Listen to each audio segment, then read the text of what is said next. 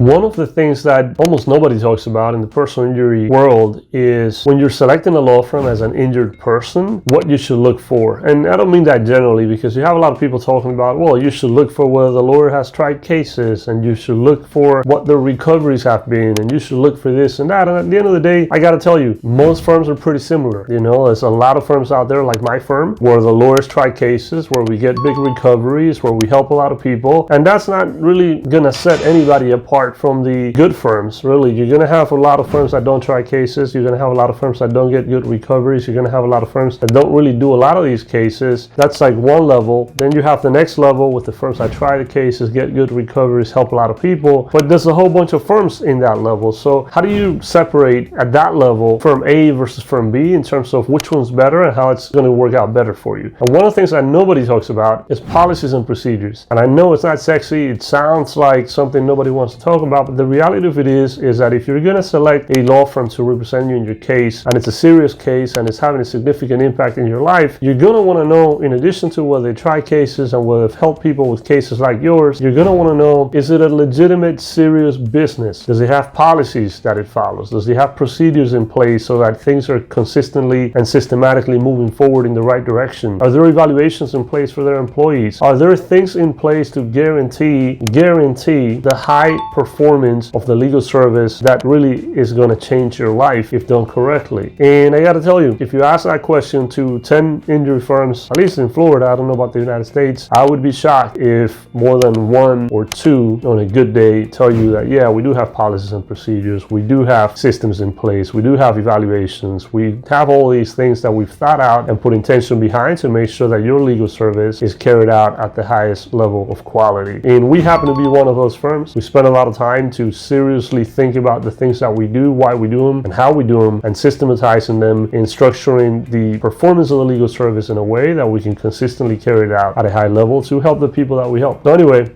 if you didn't know, now you know.